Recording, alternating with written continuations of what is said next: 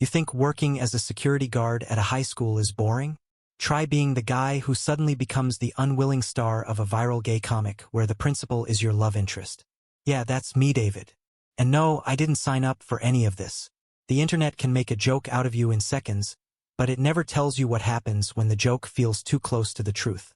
The first time I saw Principal Reyes, he was yelling at a group of kids who thought skipping third period to smoke behind the bleachers was the height of rebellion. He didn't yell like most adults, though. He was composed, sharp, and every word was a scalpel. The kids shut up fast. I stood a few feet away, arms crossed, pretending not to notice the way his shirt clung to his shoulders in the Texas heat. I'm not proud of that moment. I was supposed to be watching the perimeter, not checking out my boss. But Reyes, damn, he had that presence. The kind that made even the teachers sit up straighter. And me? I was just the guy with a badge and a flashlight, the one the kids laughed at behind my back. The fake cop. The one too stubborn to admit that my army dreams had ended the day I blew out my knee. So when the comic dropped, when some junior decided to sketch me leaning against the lockers with my arms crossed and Reyes looking at me like I was the only man in the world, I should have laughed. I should have been mad. Instead, my chest tightened, because the artist had caught something real, something I hadn't even admitted to myself. The comic spread faster than gossip in the teacher's lounge. Within 2 days, half the student body had seen it. By Friday, the teachers were whispering too. Did you see the one where they're holding hands in the parking lot? Oh my God. The tension, it's better than TV. They made Reyes look hot. I wanted to disappear. But the worst part wasn't the embarrassment. It was that every time I looked at Reyes after that, I couldn't unsee the panels. His sleeve brushing against mine. His eyes meeting mine in the hallway. The way his voice dropped when he said my name. I wasn't supposed to want this. I wasn't supposed to want him. But try telling your heart to follow the rules. It all came to a head one evening when the building was almost empty. Most of the teachers had gone home, the kids long gone, and I was making my rounds. Reyes was in his office, light spilling through the glass door. I told myself not to stop, not to linger, but when I glanced in, he looked up. Our eyes locked. David, he said, motioning me in. I froze. My name on his lips was enough to undo me. I assume you've seen what's been circulating. His tone was serious, but there was something under it. Something like curiosity. I swallowed hard. Yeah. Kids don't have anything better to do, I guess. He studied me, then leaned back in his chair. They're talented. The likeness is uncanny. My ears burned. You think it's funny? He paused. I think it's revealing. That single word split the ground beneath me. Revealing. Like he knew. Like he'd noticed the same tension I had. I should have left. I should have made a joke, walked out, gone back to being the invisible guard. But my feet didn't move. My chest rose and fell too fast. Mr. Reyes, Emilio, he corrected softly. The sound of his first name in the silence of his office was too much. My voice cracked when I spoke again. If you don't want me here, just say it. I'll walk out. But instead of dismissing me, he stood, crossed the space between us. Stopped only when he was close enough that I could see the faint stubble on his jaw, close enough that if I breathed too deep, I'd brush against him. David, he said low and steady. What if I don't want you to go? And just like that, the comic wasn't fantasy anymore. It was real, dangerous, and right in front of me. That night, nothing happened.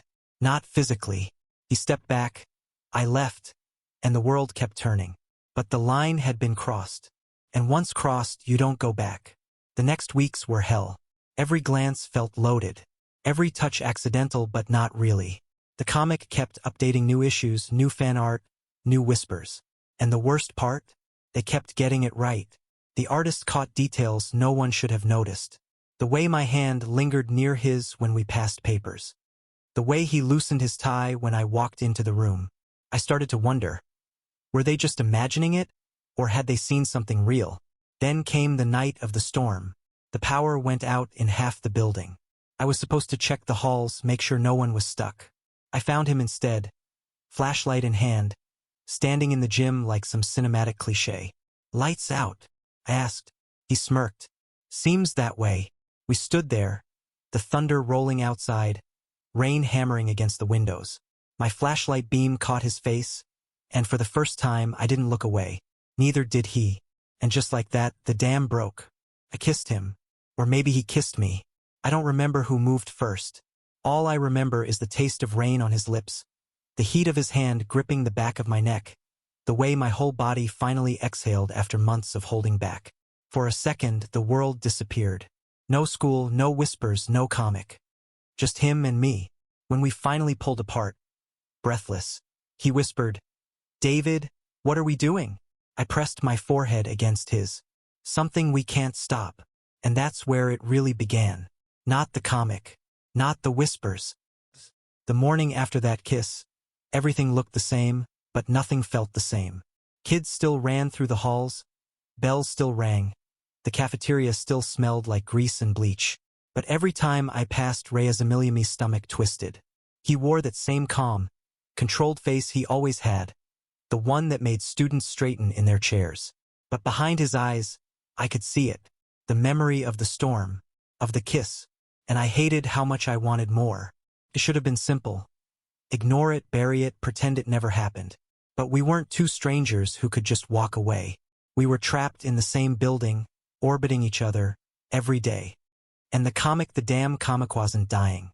By now it wasn't just a doodle shared among kids. Someone had turned it into a serialized BL webcomic. Full panels, shading, dialogue that was too close to the truth. And the views? Thousands. They shipped us. They gave us nicknames. They debated online about whether we'd kiss in canon. They argued over who was the top. And God help may read it. Late at night, lying in my small apartment, I scrolled through panels of a drawn version of myself pressing Reyes against his desk, kissing him like the world was ending. My face burned, my chest ached, and my hand trembled on the screen. It was insane. It was wrong. It was fiction. But it was also the thing I wanted most. One afternoon, about a week later, it finally cracked. We were in the faculty parking lot. End of the day, sky heavy with the weight of another southern thunderstorm. I was leaning against the hood of my truck, trying to look casual, when Reyes walked out with his briefcase. He stopped when he saw me. "You're waiting for me," he said. Not a question. I shrugged. "Just making sure the lot's clear." His eyes narrowed. "You're a terrible liar." I smirked. Army training didn't cover romantic subterfuge. The air went still between us. "You read it, don't you?" he asked suddenly. His voice was quiet, but sharp, like a blade slipped between my ribs. I froze. "Read what?" "The comic." My throat went dry. "No," he stepped closer.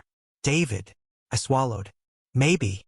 For the first time since I'd known him, Reyes laughed, not his controlled, polite chuckle, but a Rayal laugh, low and rough. "God help us," he murmured, running a hand through his hair. "We're living in a parody."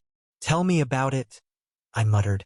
Then his laughter faded, and he looked at me with something raw. "Do you know what happens if this gets out? If anyone thinks those drawings are true?" "Yeah," I said softly. "We're screwed." "Exactly." He exhaled, long and heavy. "I've worked my whole life for this position. My reputation. My career. One rumor, just one, and it's over." The words cut deep, not because they weren't true, but because they reminded me what I was. Expendable. The guard. The extra. The guy no one would defend if the school board came knocking. I forced a grin. "Relax. Nobody thinks it's real." But he didn't smile. His eyes lingered on me, full of fear and something else. Longing. "Don't tempt me, David," he said finally, voice breaking just enough to kill me inside. Then he turned, got into his car, and drove away. That night I couldn't sleep.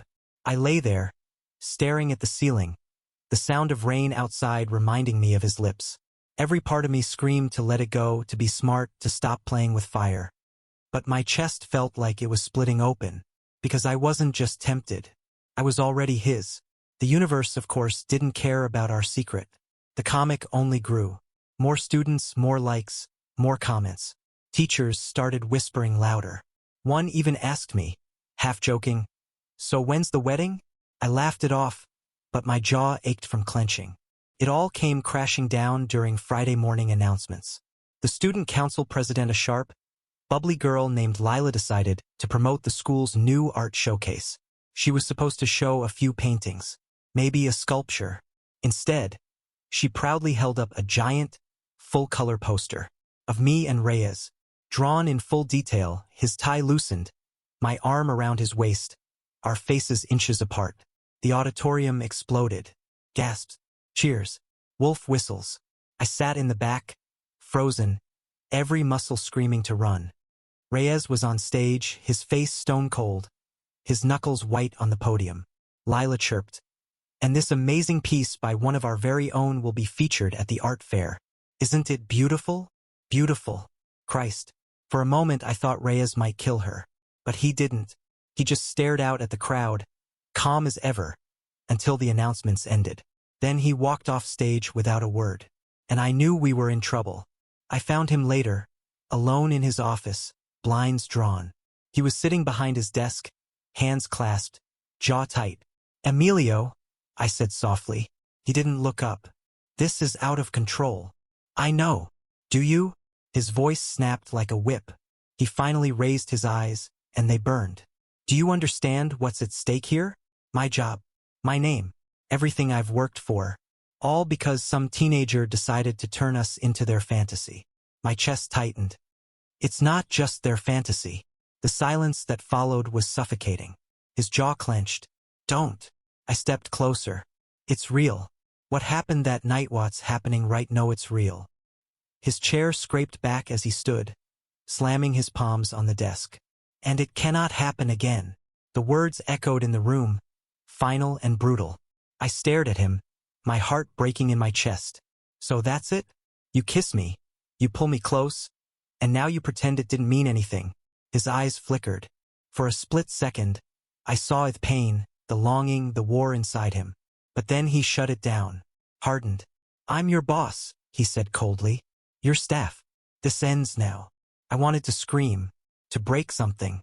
Instead, I nodded stiffly, turned on my heel, and walked out. But as the door shut behind me, my vision blurred. Because I knew the truth. It wasn't ending. Not like this. The days that followed were hell. We avoided each other, spoke only when necessary, acted like nothing existed beyond duty. But the tension didn't fade.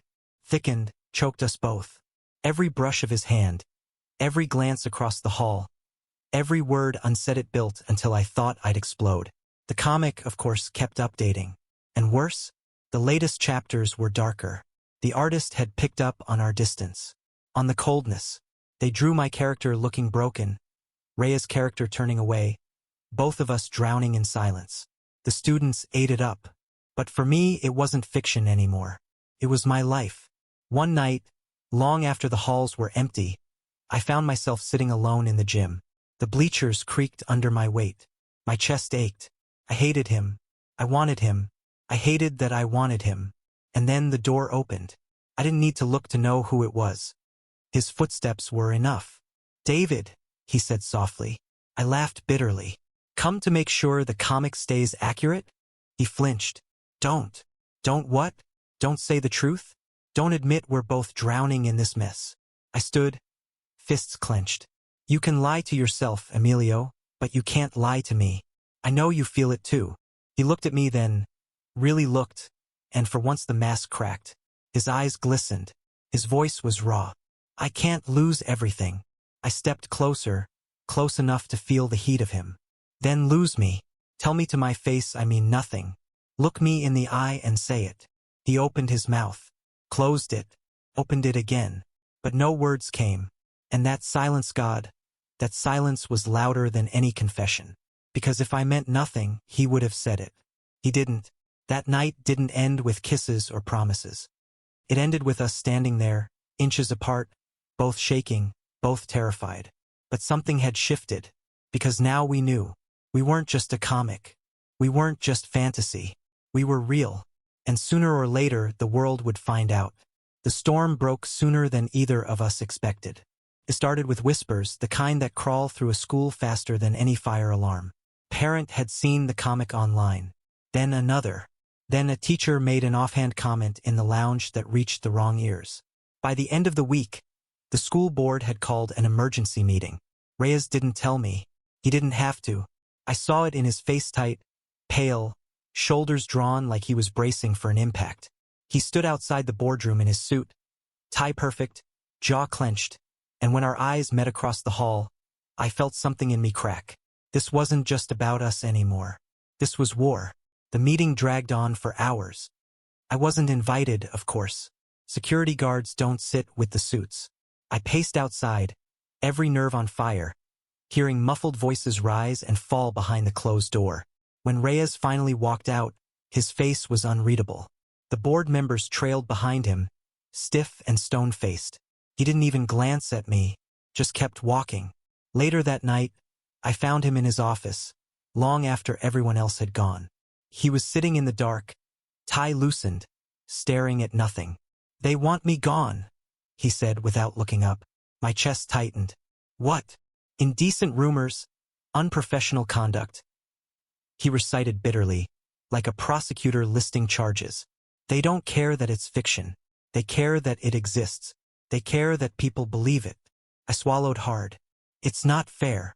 Life isn't fair," he said sharply, then rubbed his eyes. His voice softened.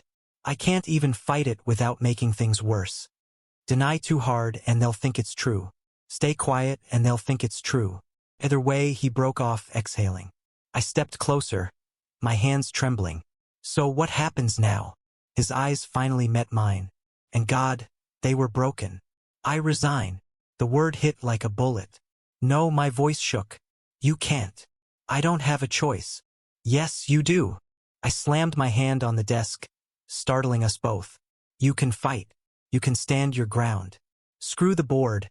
Screw the rumors." "And what about you?" His voice cracked.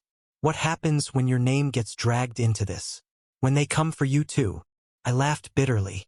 "I don't have anything to lose." "Don't say that." "It's true." I leaned forward, eyes burning. "I'm the guy who stands at the gate with a flashlight. Nobody cares about me. Nobody notices me except you.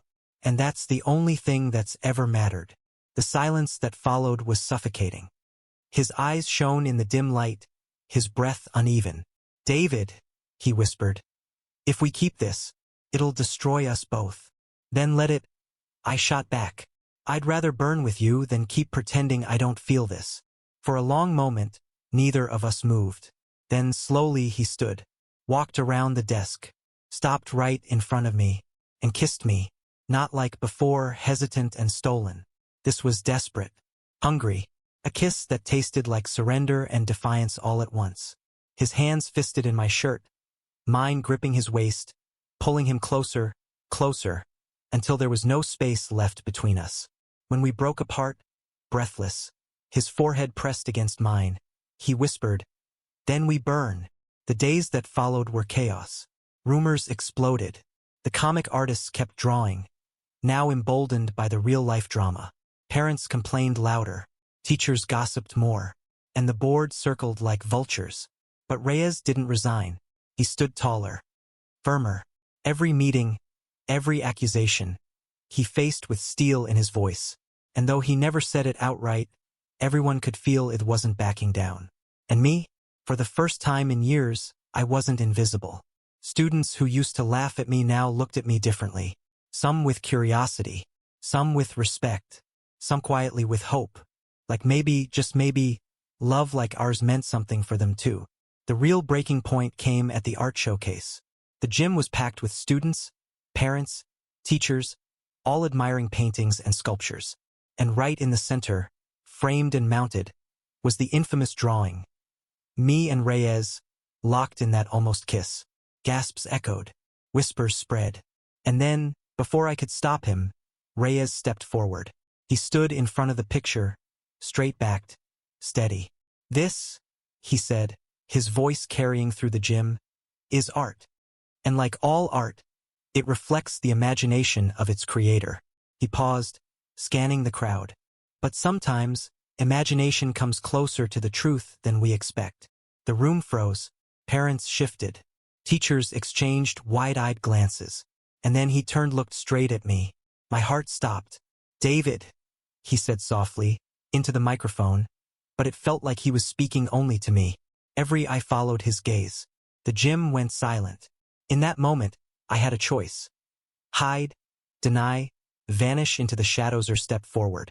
My legs moved before my brain caught up. I walked to him, every whisper stabbing like needles. I stopped beside him, shoulders squared, heart pounding out of my chest. And I took his hand. Gasps, murmurs, a few claps from somewhere in the back. But none of it mattered, because when his fingers closed around mine, tight and sure, I knew we'd chosen the fire. That night, the fallout was brutal. The board called another meeting. Parents screamed. Social media exploded. But the kids they cheered. They drew more comics. They flooded hashtags with messages of support. For every angry parent, there were 10 students saying, "This gives me hope." And for the first time, I realized, maybe this wasn't just about us. Maybe it was bigger. Maybe it was about every kid who thought they had to hide. Every teacher who swallowed down who they were. Every guard who thought they didn't matter. Maybe our fire was lighting something more. Of course, that didn't stop the threats. The board gave Reyes an ultimatum. Resign, or they'd drag us both through hearings that would ruin us. We sat in his office, late at night, papers spread across his desk. He looked exhausted, eyes shadowed, hands trembling as he signed documents. "Maybe I should walk away," he said quietly. I grabbed his hand, stopping the pen. "No, David, no," my voice was fierce, steady. "If you go, they win. If you give up, they erase us. They erase what we mean." He stared at me, searching, broken. And then he nodded. "We fight." The next weeks were a blur of meetings, protests, headlines. Students staged walkouts in support of us. Teachers whispered about discrimination. The comics creator, God bless them, came forward, revealing themselves, explaining that their art was never meant to hurt, only to imagine. And slowly, the tide shifted. Not everyone supported us. Some never would. But enough voices rose, loud and unafraid, until the board backed down. Reyes kept his job, kept mine. And for the first time, we didn't have to hide. The first morning we walked into school together, hand in hand. The halls erupted. Cheers. Applause. A rainbow flag slipped into my hand by some freshman who whispered, "Thank you." I looked at Rizmi Emilio and he looked at me, and for once, neither of us felt the weight of fear, only love. Later, in the quiet of his office, he pulled me close, kissed me slow and deep, and murmured, "We didn't burn, David. We lit a fire." And I smiled against his lips. Good. Let it spread. The storm had passed. Not all at once, not cleanly, but slowly like clouds thinning after a hurricane, letting sunlight spill back into the world. For months, our lives had been chaos, pulled apart by rumors, threats, and the relentless weight of eyes watching us. But now, walking into that school each morning, hand in hand, I felt something I hadn't felt in years. Peace. Of course, not everyone celebrated. Some parents still scowled at board meetings. Some whispered poison under their breath. But the voices that mattered, the kids, the teachers brave enough to speak, the quiet ones who slipped notes into my hand with trembling fingers saying thank you, those voices drowned out the hate. And maybe for the first time, I started to believe something I'd never dared to before, that I wasn't a mistake, that we weren't a mistake. One afternoon, months after the worst had blown over, I found myself sitting outside the school, watching the kids spill out into the parking lot. Reyes sat beside me on the steps, jacket folded over his lap, sleeves rolled to his elbows. He looked lighter. The permanent weight he carried in his shoulders had eased. "They look at us differently now," he said softly. "Yeah," I replied, squinting at a group of students waving little handmade signs with doodles of hearts and rainbows. "Like we're rock stars." He chuckled. "I don't think I've ever been less of a rock star in my life." I nudged him with my shoulder. "You kidding? You're a legend. The principal who stood up to the board, to the parents, to everyone. They'll tell stories about you for years." "And what about you?" I raised a brow. "Me?" He turned to me, eyes soft. "The guard who never backed down. Who made me brave enough to stop hiding." The words caught me off guard. Hit deep in a place I hadn't let anyone touch in years. For so long I'd thought I was nothing more than a man in a cheap uniform, a failed soldier, a shadow at the edge of the halls. But with him, I wasn't invisible. I wasn't small. I mattered. I swallowed hard, voice thick. "I didn't make you brave. You were already brave, Emilio."